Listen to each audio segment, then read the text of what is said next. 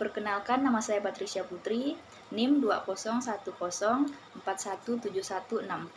kelas A2 Manajemen. Nah, di sini saya akan menjelaskan presentasi secara ringkas tentang supply chain, dan sebagai contohnya saya ambil dari perusahaan PT Garuda Food. Untuk perusahaan PT Garuda Food ini sendiri, suppliernya saya ambil contoh, yaitu misalkan PT Garuda Food ini memproduksi atau membuat snack kacang panggang. Di sini tentunya sebelum mereka memproduksi, mereka membutuhkan yang namanya bahan baku, dan bahan baku itu dimiliki oleh supplier. Maka dari itu, PT Garuda Food akan membeli supply dari pihak lain, misalkan suplai kacang tanah, dan juga tidak hanya kacang tanah saja, mereka juga memerlukan bumbu untuk penyedap rasa produk tersebut, contohnya garam dan penyedap rasa lainnya.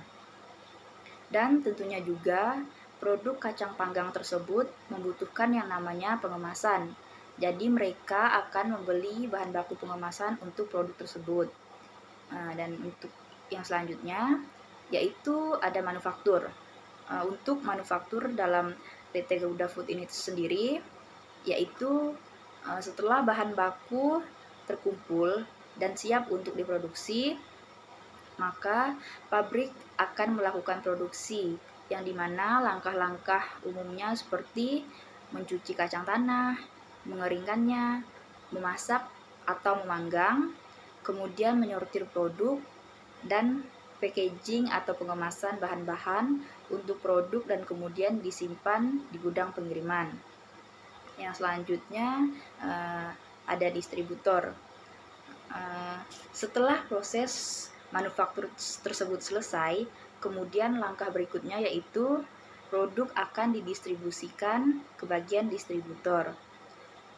Kemudian akan dikirimkan ke yang namanya retailer atau biasa disebut dengan pengecer. Di sini contohnya yaitu barang atau produk yang sudah diproduksi tersebut akan dikirimkan ke seluruh retailer atau pengecer yang ada di seluruh Indonesia. Contohnya seperti di supermarket, minimarket, di toko-toko, atau bahkan di warung-warung yang sering kita jumpai di sekitar kita. Dan retailer tersebut akan menyediakan dan menjualnya kepada kita sebagai customer. Untuk yang terakhir di komponen supply chain ini yaitu ada yang namanya customer.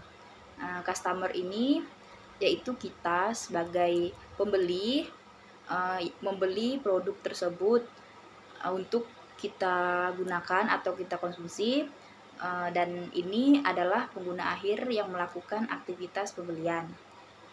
Baiklah, sekian presentasi dari saya mengenai supply chain. Atas perhatiannya saya ucapkan terima kasih.